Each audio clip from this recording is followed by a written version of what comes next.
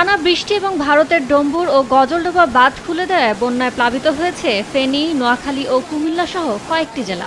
দুর্গত এলাকায় পানিবন্দী অনেকে মুঠোফোনে ভয়েস কলে কিংবা পরিচিতজনদের খুদে বার্তা দিয়ে উদ্ধারের আকুতি জানাচ্ছেন। সামাজিক মাধ্যমেও অনেকে তুলে ধরছেন পরিস্থিতির ভয়াবহতা।